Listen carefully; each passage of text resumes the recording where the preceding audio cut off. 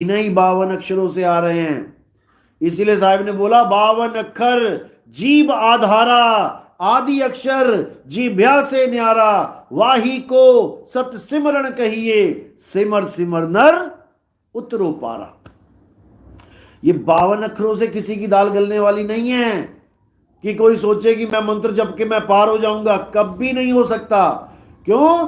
क्योंकि तंत्र मंत्र सब झूठ है, इनमें न भर में कोय, और सार शब्द जाने बिना कागा हंस न होए। सार शब्द क्या है? सार शब्द तुम्हारा रूप है। सार शब्द तुम्हारा ही असली रूप है। अरे सत्य स्वरूपी नाम साहिब का, सो निज नाम हमारा। मेरा नाम और परमात्मा का नाम दो नहीं है। जब तक ये समझ में नहीं आया तब तक बात नहीं बनेगी। इसलिए कबीर साहब ने बोला कि 52 अक्षरों को समझो। अरे 52 अक्षर लोकत्रय, सब कुछ इन्हीं माही, और ये आखर खिर जाएंगे, वो आखर इनमें नहीं। अब इससे ज्यादा क्या बोले? गरीबदास जी ने कोई कमी नहीं छोड़ी। वो कहते हैं 52 अक्षर लेख, राम रंग होरी हो, वो आखरिया में नाही। राम रंग होरी हो, कागज कलम कलेस, राम रंग होरी हो, वो रहा शेष का शेष, राम रंग होरी हो। हाँ, अब पूछिए। ओ अक्षर जी। यस। अब ये कह रहे वो अक्षर कीड़ा है, ओ अक्षर इनमें नहीं। वो अक्षर का ज्ञान तब होता है जब आप किसी भेदी गुरु के पास जाते हैं, जो आपके सारे 52 अक्षर छुड़वा देता है और वो एक अक्षर लखा देता है। सोई गुरु पूरा कहावे, 2 अक्षर का भेद बतावे, एक छुड़ावे। ये सारे अक्षर छोड़ दो, एक लखावे, तब प्राणी निज घर को जावे। केवल 2 अक्षरों का खेल है, ना 3 नाम, ना 5 नाम, ना 10 नाम। एक अक्षर है 52 अक्षर, एक अक्षर है आदि अक्षर।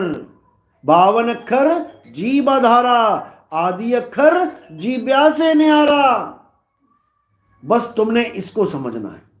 इसी को नानक साहब ने बोला, जे तू पढ़िया पंडित, बिन 2 आखर 2 नामा, प्रणवत नानक एक लंगाए, जे कर सच समावा।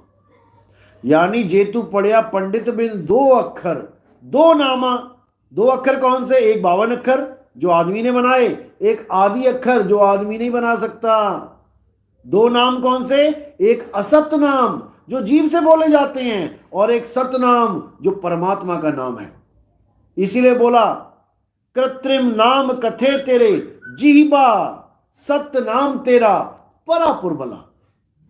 कृत्रिम नाम यानी नकली नाम जीव से कितने ही लेते चले जाओ। कृत्रिम, गुरु ग्रंथ साहब की वाणी है ये।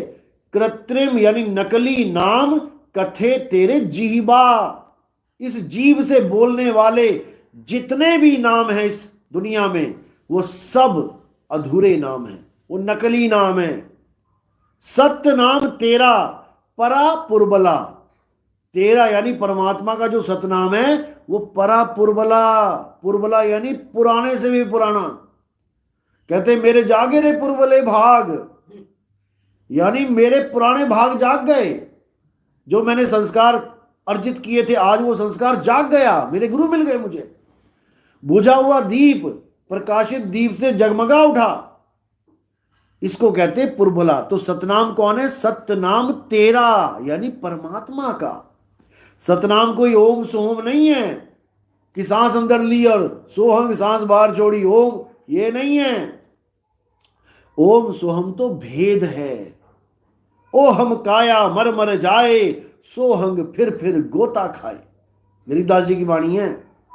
ओम है काया और सोहंग है जीव। ओम है शर पुरुष और सोहंग है अक्षर पुरुष, लेकिन इन दोनों में परमात्मा कोई नहीं है। गीता क्या कहती है? हे अर्जुन, इस दुनिया में 3 प्रकार के पुरुष हैं। पहला पुरुष शर पुरुष है जो नाशवान है, यानी इस दुनिया में जितने भी शरीर हैं वो नाशवान हैं।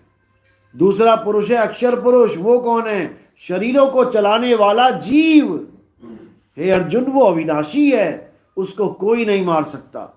लेकिन दोनों में पूजनीय कोई नहीं है। उत्तम पुरुष तो अन्य है। वो क्या है? वो आत्म देव है। आत्म के आगे देव लग गया, यानी इज इक्वल टू परमात्मा, और आत्म के आगे जीव लग गया, इज इक्वल टू जीवहंस। बिल्कुल सिंपल ज्ञान है। क्षर पुरुष, अक्षर पुरुष, नी अक्षर पुरुष, यानी शरीर, जीव और आत्मा, यानी परमात्मा। बस इसको समझना है, इसी में सारा खेल है। तो कबीर साहब कहते हैं, आत्म चीने परमात्म चीने, संत कहावै सोए, और यह भेद काया से बाहर, बूझे बिरला कोई। ये इस काया का भेद नहीं है। काया का भेद तो करने दीदार महल में प्यारा में बोल रखा है साहिब ने। काया भेद किया निर्वारा, ये सब रचना पिंड मंझारा, माया अविगति जाल पसारा, सो कारीगर भारा है। अरे आदि माया कीनी चतुराई, और झूठी बाजी पिंड दिखाई। इस काया में जो कुछ भी तुम्हें दिख रहा है सब नकली माल है। आदि माया कीनी चतुराई, झूठी बाजी पिंड दिखाई, अवगति रचना रची अंडमाही, ताका प्रतिबिंब डाला है। अब क्या कह रहे हैं? अरे शब्द विहंगम चाल हमारी, मेरी विहंगम चाल है। कोई ये ना सोचे कि पहले ब्रह्मा जी का निवास आएगा, फिर विष्णु जी में जाएंगे, फिर शंकर जी के निवास में जाएंगे। ऐसी चाल मेरी नहीं है, हमारी सीधी फ्लाइट वाली चाल है। शब्द विहंगम चाल हमारी, कहें कबीर सतगुरुदई ताली। खुले कपाट शब्द जनकारी, और पिंड अंड के पार सो देश हमारा है।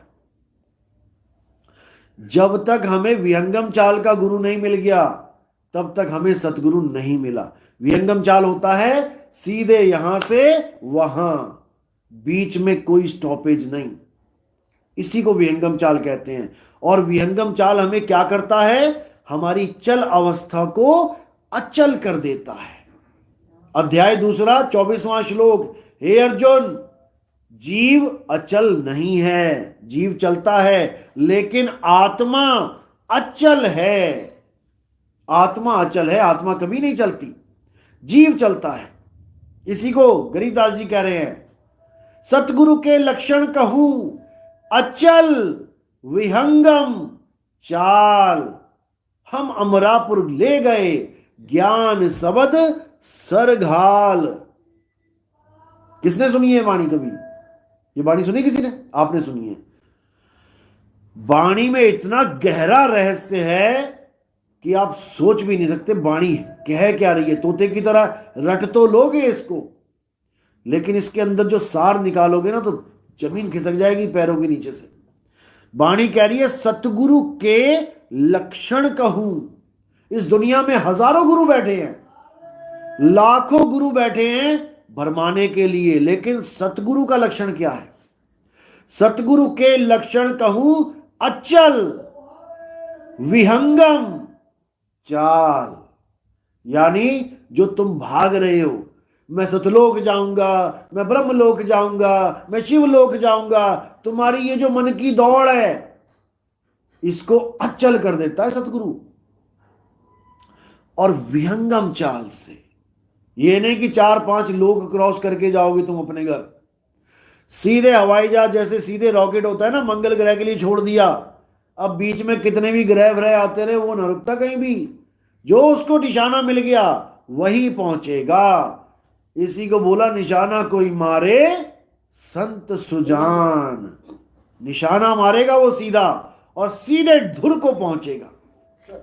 उसी धुर तक पहुंचना ही विहंगम चाल है। यानी पक्षी सीधे देखता है कि मुझे वहां जाना है आसमान में, और सीधी उड़ारी मारता है, इसको कहते हैं विहंगम चाल। ज्ञान शब्द सर घाल, सिर पे रख के। घालना हरियाणवी भाषा की वाणी है ये, घालना यानी रखना।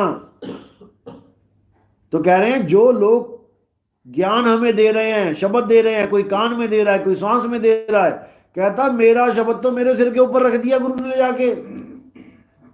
हम अमरापुर ले गए, ज्ञान शब्द सर घाल। जैसे पनिहारन ने रख दिया घड़ा सिर पे, अब उसको कहो कि ढूंढ कहाँ है घड़ा, तो अगर अंदर ढूंढेगी तब भी ना ढूंढ पाएगी, बाहर ढूंढेगी तब भी नहीं ढूंढ पाएगी। इसी को सिमरन बोला है। अरे सुमिरन की सुध यूं रहे, ज्यों गागर पनिहार, और बोले डोले सूरत में, कहे कबीर विचार। ऐसे सिमरन चलेगा तुम्हारा, ना आंखें बंद करनी पड़ेंगी, ना कान बंद करने पड़ेंगे। संतो सहज समाधि भली है, गुरु प्रताप जिस दिन से जगी है, अरे दिन दिन अधिक चली है।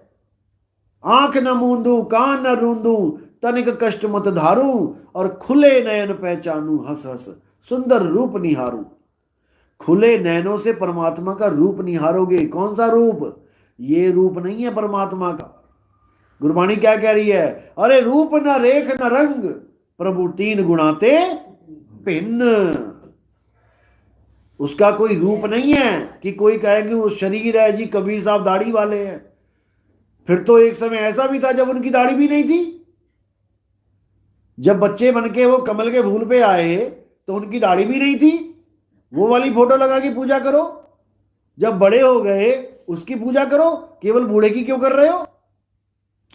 कबीर साहब समय में नहीं आते हैं, वो समय तीत हैं, कालातीत हैं। वो ये नहीं है कि आज बच्चे थे कल बूढ़े हो गए।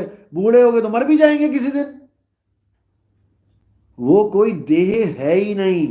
वो तो देह धारण करते हैं। क्यों करते हैं? हमारे कल्याण के लिए। संतो अविगत से चला आया, कोई मेरा भेद मरम ना पाया। ना हम लीना गर्भ पसेरा, बालक होए दिखलाया। बालक होके दिखलाया, और अगर बालक ना होते हमें दिखलाने के लिए, फिर तो क्या रूप था उनका? जैसे ठंड लगी तो ये शॉल धारण कर ली। अब कोई गर्मियों में भी शॉल धारण करेगा क्या? ये केवल मौके पे धारण की जाती है। किसी राजा के यहां युद्ध हो गया, किसी का, राजा ने अस्त्र शस्त्र धारण कर लिए। अब ये थोड़ी 24 घंटे अस्त्र शस्त्र धारण रखेगा। वो युद्ध खत्म हो गया, उतार दिए। तो कह रहे ना हम लीना गर्भ बसेरा, बालक होए दिखलाया। यानी बालक का शरीर मैंने धारण कर लिया, और जब मेरा काम खत्म हो गया मैंने शरीर से छुटकारा ले लिया। हिंदू मुसलमान लड़ते रहे, मारेंगे, जलाएंगे, ये करेंगे, वो करेंगे, दफनाएंगे, एक को भी लाश ना मिली, छुटकारा मिल गया। क्योंकि उनका देह और हमारे देह में जमीन आसमान का अंतर है। हमारी देह बनी है 5 तत्वों से, मां के गर्भ में बनती है, माया में बनती है, इसीलिए माया से अलग नहीं है, इसीलिए बदलती है, रोज बदल रही है। आप अपने चेहरे पे जो झुर्रियां देख रहे हो ये एकदम नहीं पड़ गई। आपको तो पता भी नहीं लगा कब चेहरा होता होता होता होता बूढ़ा हो गया। ये आप तब जान पाओगे जब बचपन की फोटो और बीच की उम्र की फोटो और बुढ़ापे की फोटो तीनों रख दो, फिर देखोगे अरे कितना फर्क है। लेकिन रोज तुम्हारी फोटो खींच के लगाई जाए, तुम 2 फोटो में अंतर नहीं ढूंढ पाओगे, आज की और कल की फोटो में। क्योंकि माया इतने धीरे धीरे काम कर रही है कि तुम्हें अंदाजा तक नहीं हो रहा कि तुम्हारी एक एक सांस निकल रही है, एक एक दिन बीत रहा है। इतनी प्रबल है ये माया। लेकिन दुनिया भर की इच्छाएं इकट्ठी करवा दी है तुम्हें, मकान, दुकान, ये, मैं बाहर जाऊंगा,